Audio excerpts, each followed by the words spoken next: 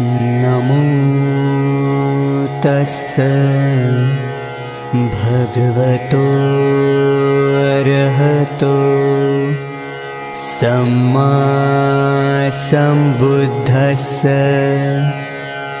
नमो तस्स भगवतो अरहतो सम्मा सम्बुद्धस्स।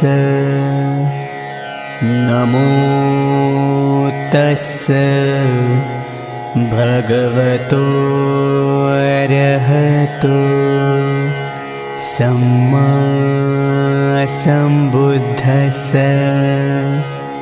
बुद्धं शरणं गच्छामि,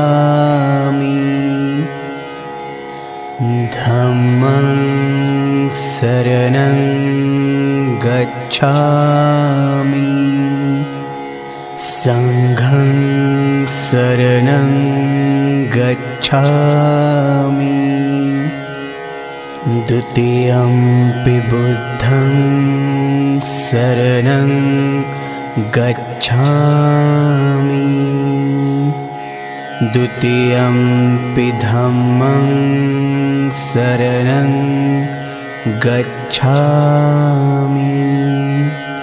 द्वितीयंपि संघं शरणं गच्छामि, तृतीयंपि बुद्धं शरणं गच्छामि, तृतीयंपि धम्मं शरणं गच्छामि, तृतीयंपि संघं शरणं गच्छामि। पाणातिपाता वेरमणि सिक्खापदं समाधियामि, अदिन्नदाना वेरमणि सिक्खापदं समाधियामि, कामेषु मिच्छाचारा वेरमणि सिक्खापदं समाधियामि, मुसावादा वेरमणि सिक्खापदं समाधियामि सुरामेरयमज्जपमादठाणा वेरमणि सिक्खापदं समाधियामि सब्बपापस्य अकरणं कुशलस्य उपसम्पदा सचित्तपरियोधपणम् एतं बुद्धान् शासनम् साधु साधु साधु।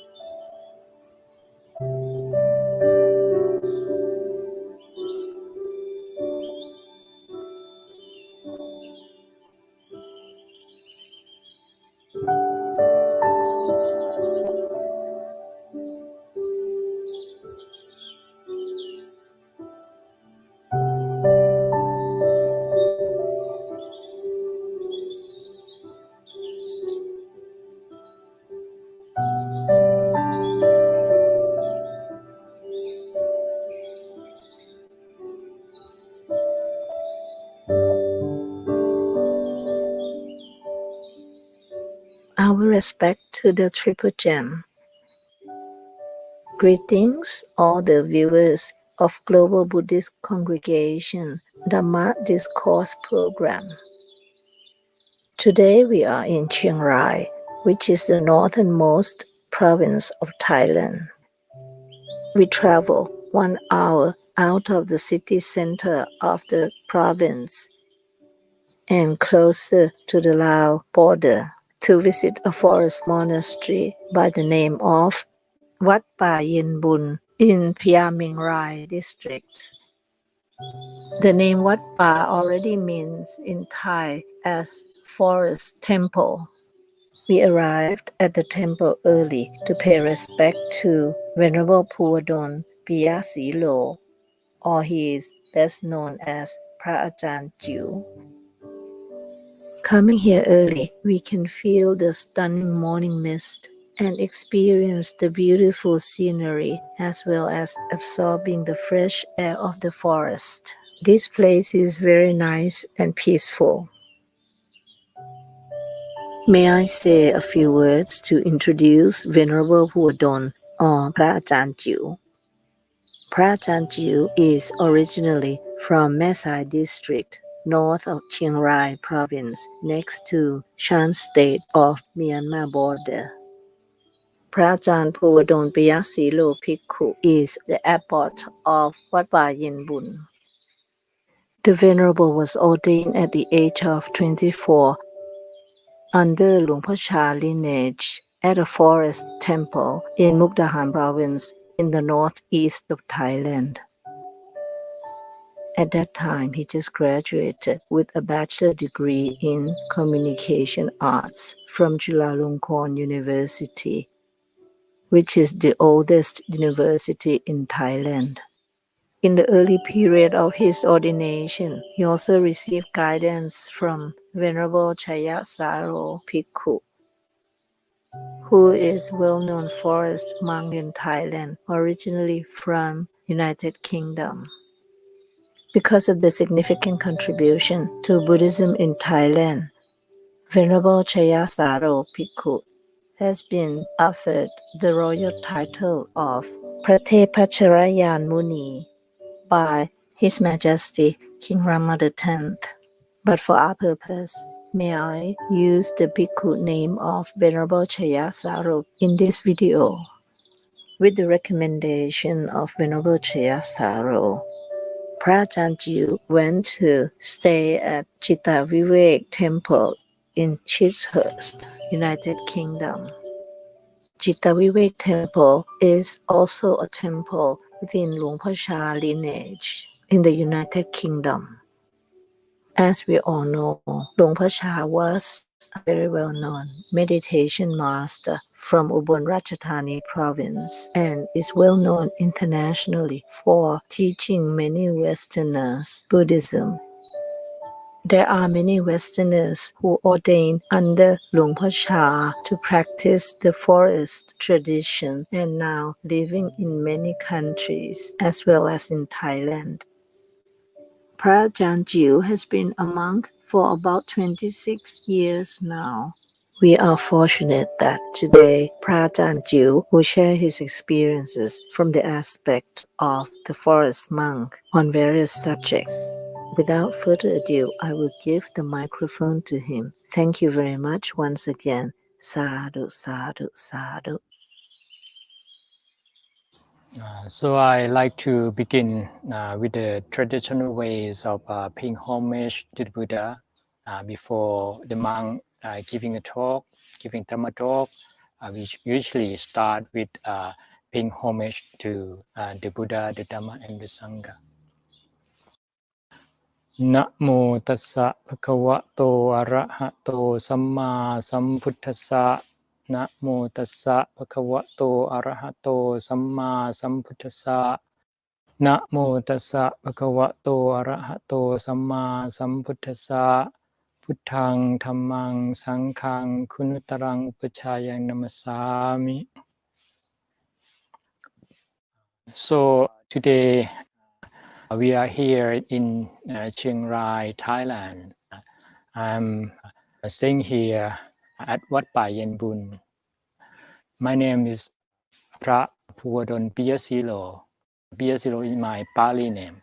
So I am the acting abbot of this monastery now. So today GBC Global Buddhist Congregation come to visit the place and invite me to share with you all some of my thoughts and understanding in terms of the Dhamma. So today the questions is about Katina. What is the Katina? What is the meaning of it and how we practice it in Thailand? Traditionally, after the rain retreat or Vasa, the lay people in Thailand usually like to come to the monastery to do the ceremony of offering robe that we call Katina. Literally, the names of the Katina the word itself comes from the Pali word, means a wooden frame to make the robe for the monk. In the old days, the monk have to gather some rag cloth that people left on the side road or somewhere else, and then put it together into a robe to making a robe for the monk. So they need to have the wooden frame, so make it easy to sew the robe together. So in Thailand, it is a ceremony that now we adopted to be part of the Buddhist culture here, that let people comes and to the ceremony to offering something that could be useful for the monastery or support the monastery. Not only robe, but also other requisites that they could think of to offer the monk. It is very a special occasion because according to the Vinaya or monastic code, that the Katina period will last only 1 month after the rain retreat. So it's not the ceremony that we can do it all year round. So it limited only a month after the rain retreat. So we see it very special in this way. So many lay Buddhists would like to come. And in the spirit of it, if you look at the way that Katina was done in the Buddha time, it was a time that rope is something that is not easy to find during that time. So the monks have to come together and help. And there's a time that when the Buddha still alive, he himself came to the Katina ceremony. And the Buddha performed the duty, I don't know what's the coin in English, to put the thread into the needle. The Buddha has a good eyes. He has good eyes, so he can do this. And there was a time that they make the Katina robe for Pra Anuruddha. So this means that in doing Katina, we need to have people come together. We need to have cooperation of everyone in the community. So the Katina symbolize the unities of the community when we have something that we have to do together. When I was a young monk, during this ceremony, every monk have to take part in it. If you're not good at sewing, you can do something else. I myself not very good at sewing. So at the time, I offering drinks and juice for the monk who do the sewing. So in this way, I have my part, or I help them draw the line to make the Katina robe. So this is the idea of how we are doing the Katina together. For me, this is the spirit of it. But now, as you know, when it becomes tradition, sometimes we perform a ceremony without understanding the real meaning of it. So the main focus for Katina ceremony now sometimes focus on the money or the donation that can gather from the ceremony. But the spirit of it, as I said, is about the unity of the community, the cooperation. So if we could find the Katina ceremony that become meaningful, it's a ceremony that everyone come together and join hand doing something that they could do to contribute to the ceremony. The ideal ceremony for Katina is, for me, is that everyone have their role. Like in the Buddha time, that making just one robe, every monks in the monastery take part in it, share. Even it might not be so beautiful or professionally done, but that is the spirit of the Katina robe. So I think this is very, very important. And also it's a time, in an occasion that people come together and listen to the Dhamma talk. Many people said to me that different kinds of learning the Dhamma, because usually when we talk about Dhamma practice, we usually focus on sitting meditation, walking meditation, or formal practice. But in Katina ceremony is another kinds of Dhamma practice that we have to come together, working together, which means that each of us has to let go our own preference, let go of our idea, so we can work together. In this monastery, we used to have a katina also that I remember that there's some argument over how we can do the flower arrangement. Because when people come together, people have different idea, different tastes, different opinions over things. But when it becomes the katina ceremony, the ceremony that we aim for making merit or doing something good together, we learn to let go of our own preference easier. Even we have something that we disagree with each other, that it is something that we can let go. So even that we have people who have different tastes, different ideas of doing flower arrangement, but when they come together and try to put things together, it might not be perfect, it might not be as beautiful as someone can do it by themselves, but you can't, let's say that it's not beautiful. The sense of beauty in this case come from the idea of letting go of our own ideas and then putting things together. I think this is a very good simile of how we can work together in the modern world. Because now you can see that when people working together, we usually have problem with different idea, different opinion, and people tend to grab their own idea, their own opinion so much that when someone disagree with that, they get annoyed or angry with that. But in fact, if we put the effort together to make the work done, or putting the goal as the outcome that we want to do together, that should be the most important, not only our own opinion. If we can learn to let go of our own opinion, we can find happiness in working together. It might not be as good or as we expected it to be, but who say that it's not so good?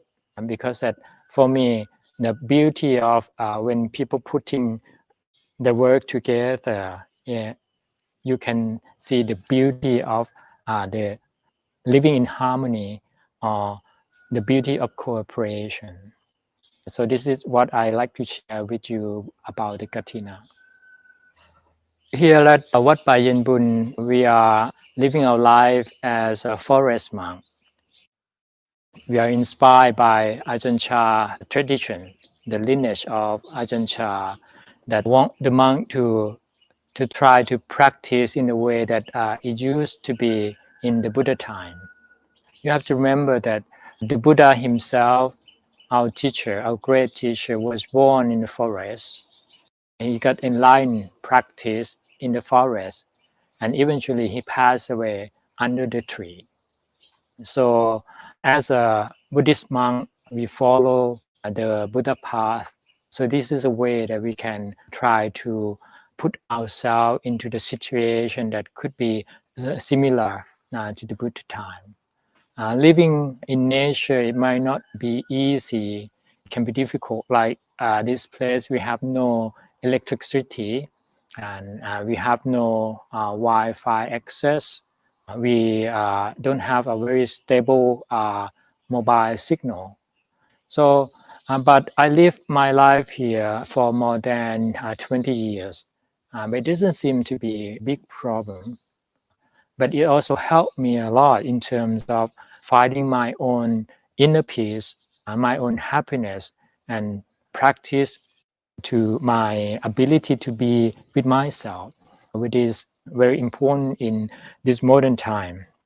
If you look at your life, in your daily life, you could ask yourself that how much time that you can really be yourself. without relying on external condition or external thing at all. How much time that you can find your own happiness without anything from external. Sometimes people will be shocked to see that it's very rare indeed that they can have the time to be with themselves. Why it's so important to have time with yourself? Because that when you have your time with yourself, you have your opportunity to see your own mind clearer. So this is the aims of we practice in from the Buddhist teaching, because the mind play important roles in our life. The way that we create happiness or suffering for ourselves, it depends a lot on the mind.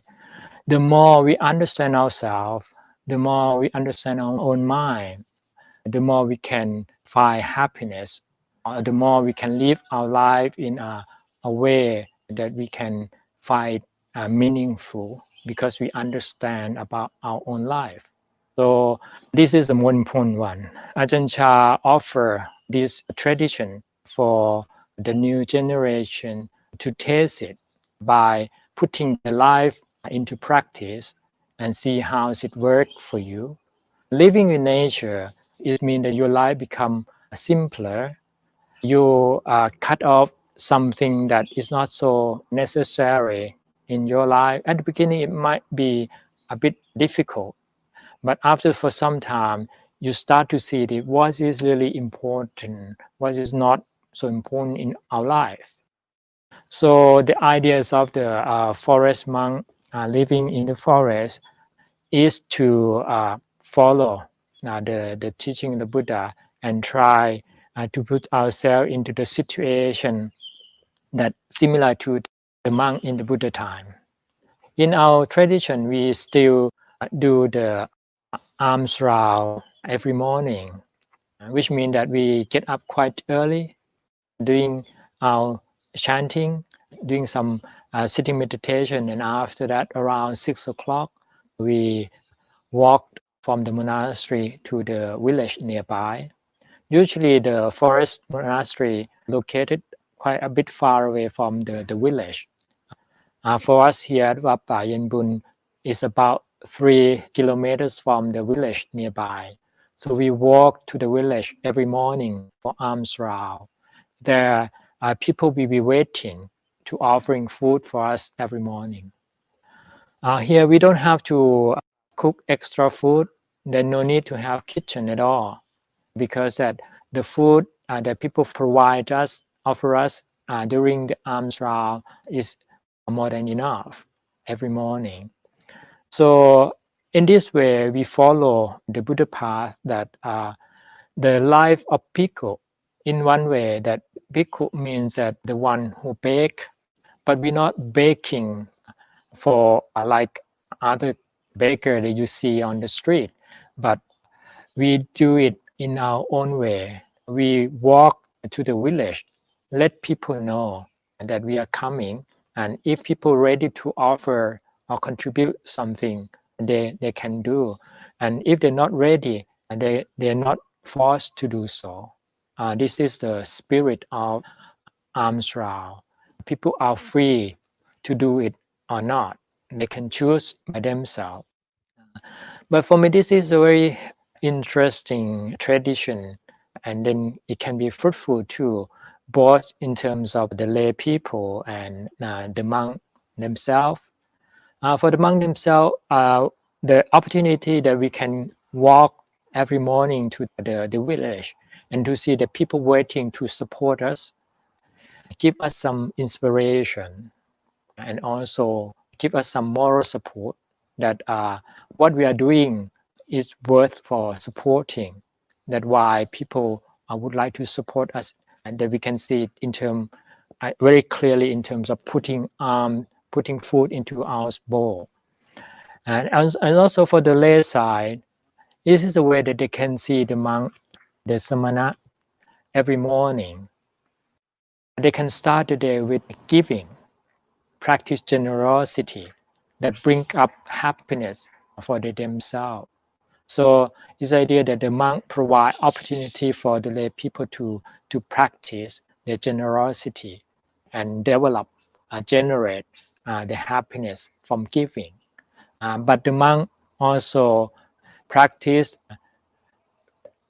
the feeling, the developments of gratitude toward the lay people that offer us something. And we can see it clearly every morning that our life as a monk depend on the generosity of people. Our life is blessed by the giving of others. So it inspires us in a way that how we can spend our life in a better way, or how we can live our life as good as we can do in the best possible way. So both can benefit from each other. So this is the life of the Buddhist monk in forest tradition in Thailand. And after alms round came back, and there will be the time that we can practice meditation, or some people like to read the Dhamma, and they can do so during the daytime. And in the afternoon, we usually have the time that we come together to do the chore time, cleaning, clearing the place, sweeping the leaf, and then we will have tea time together. Tea time is an opportunity that all the monks, all the residents in the monastery come together, and we can have informal conversation. It can be discussed about the Dhamma, the practice. The senior monk can use this opportunity to tell story or to teach something in informal way. And after that, in the evening, we gather again for the evening chanting, and then another sessions of sitting meditation together. And sometimes the senior monk give Dhamma talk, and that's it. We end the day at night doing meditation, and then go to sleep, and then start the new day again at the early morning. So this is the life of the forest monk in forest tradition. So I'd like to share some of my thought about metta meditation, because usually when people talk about meditation, we usually think about the way that we can calm down our mind, try to focus our mind on one particular object, try not to think about anything else, and to find inner peace. That's the way, one way of practice meditation. But in metta meditation or metta bhavana is another way that you can use your thought, your thinking mind, in terms of helping the mind to calm down, and also generate the positive feeling from thinking. Traditionally, we start metta meditation by thinking about our loved one, someone that we can think of, and it comes automatically in terms of expressing good wishes. So metta is meaning that you have good wishes for that person. You want the person to be well, to be happy, to be free from suffering. So you can repeat this inside your mind during your meditation, and thinking about your loved one. And then from that, you can see it from yourself that there's a positive feeling arise in the mind. This is a wholesome feelings of metta. This is what we aim for. And we can develop this by expand it, try to sustain it by keep thinking about other people, that they are worth for sharing metta feeling. Thinking about your friends, your co-workers, the people that you know, especially those who know that they are suffering from their problem, whether it's become physical problem or mental problems, facing with difficulties in life, thinking about those people and wish them well. So if you have this good wish from your own heart, you generate the feeling of metta to arise in your mind. Once you practice and you are familiar with it to some level, and then once you have the feelings of metta arise in your mind become happy. It develops further into what in Pali called pramod, joy, and piti, the happiness, the true, the sense of being blessed. And from this, it can lead to the calmness of the mind or samadhi. So it's a way that you can practice meditation by using your thinking mind in a way that you can generate positive feeling. I myself find this is very useful for my own practice and like to offer this to you to give it a try. So you can see it from yourself by putting into your practice. When you meditate and your mind is become restless, your mind is full of thought, or you find it not easy to develop concentration, you can spend some time to start to do metta meditation for maybe a few minutes or maybe 10 minutes, and then continue with your normal meditation. You can see that there's some change in it. So this is what I like to share with you about metta meditation. I like to talk a little bit more about living one life as a Buddhist monk. The aims of this practice is to follow the teachings of the Buddha to liberate ourselves from our own suffering. When we bow to the Buddha image, bear in mind that we're not bowing to the object, the external object, because that you can ask yourself that was it the Buddha image as an object got from your bow? The object doesn't seem to get anything from you, right? But the person that will get the most of it will be you yourself who bow. So what is the meaning of bowing to the Buddha image? When you do bowing the Buddha image, it's not bowing to the external object, whether it made from wood or metal. It's just like when you look at your screen on your mobile phone. You're not looking at the object, right? You are looking for the content of it, the contents in on the screen that you are reading or watching.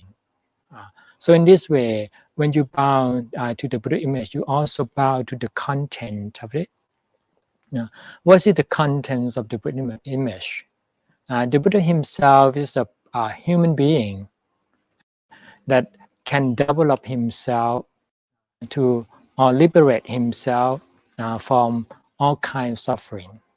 So the Buddha image is a symbol that help us to see this is the ultimate goals of human being, that we can develop ourselves to that goal, free ourselves from all kind of suffering.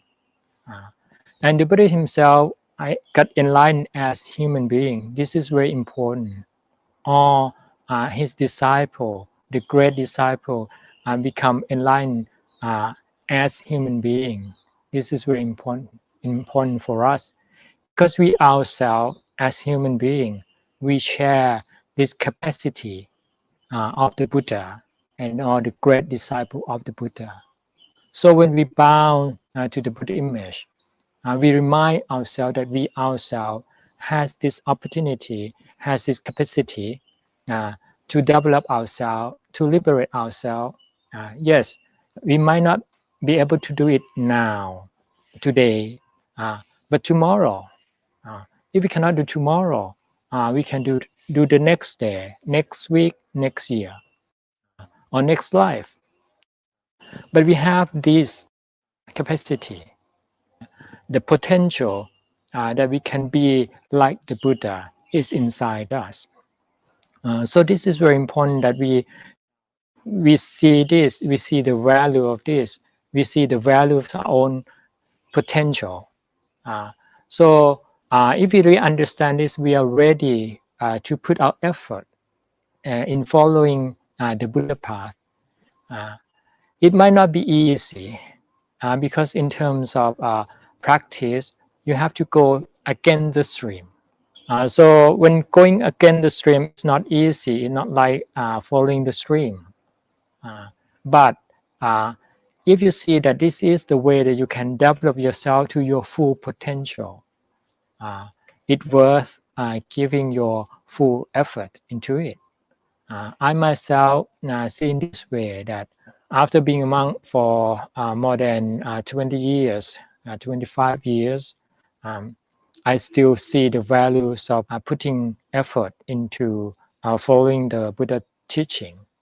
Yes, and I can see that it might be difficult for many people, many all of you now to be refrained from something you like to do, to try to control your mind, try to limit yourself in terms of sensual pleasure, but try to see it in a way that this is a way that you can develop yourself. See the fruit of it is something that you will be proud of it, or you'll be happy to follow this one. You can ask all the great monks, or those who accomplish something from the practice, that if they look back into the practice, if there are any regret at all in terms of difficulties in the practice, I believe that all of them will say no, there's no regret about practice this following the Buddha path. Even if not easy, I myself, when I was a young monk, I find it very, very difficult, very challenging for me.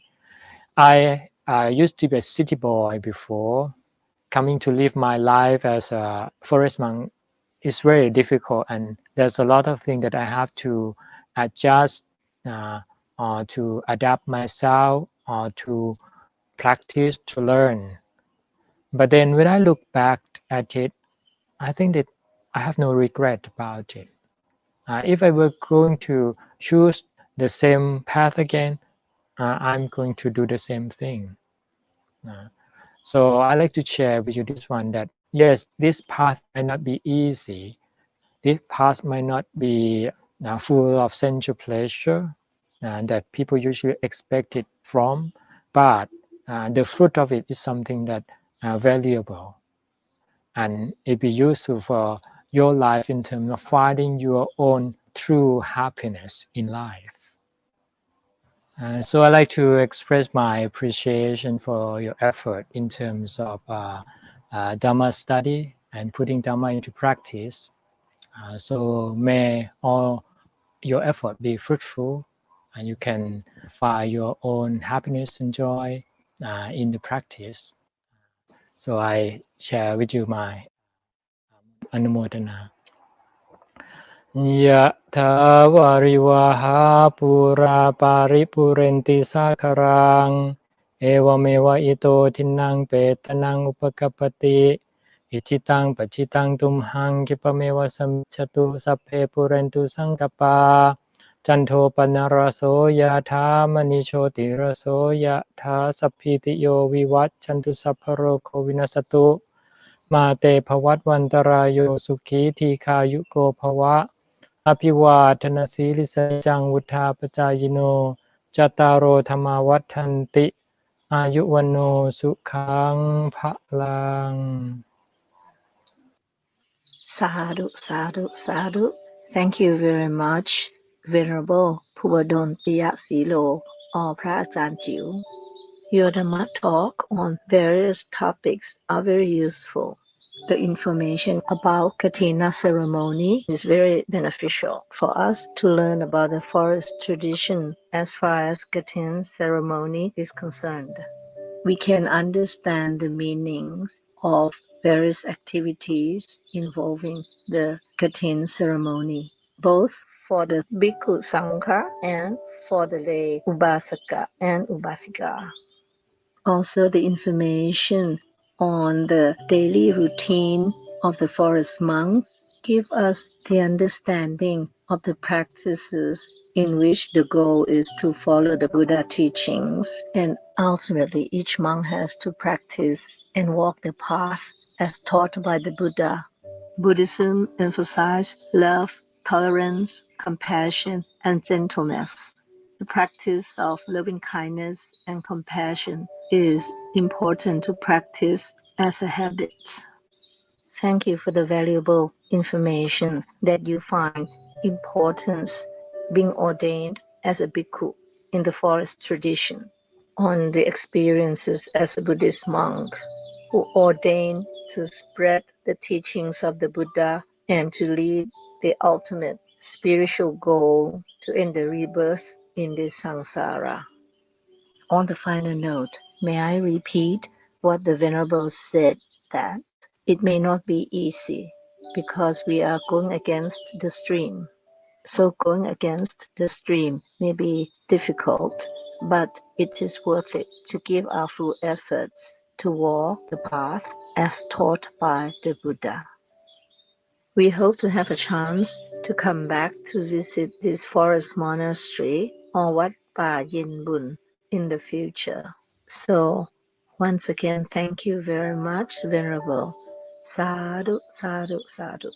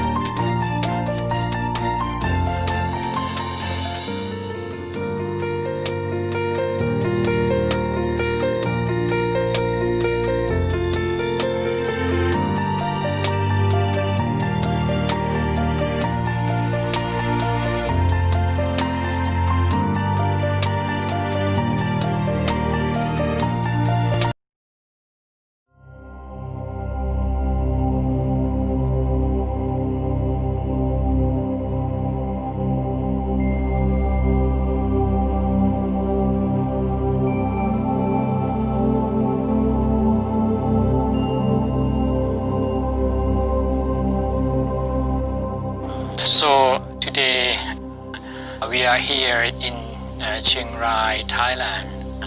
I'm staying here at Wat Yen Bun. My name is Pra Puwadon Piasillo. Piasillo is my Pali name. So I am the acting abbot of this monastery now.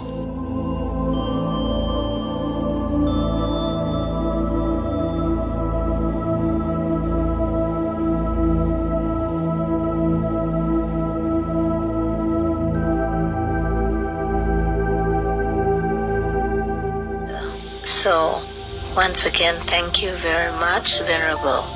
Sadhu, sadhu, sadhu.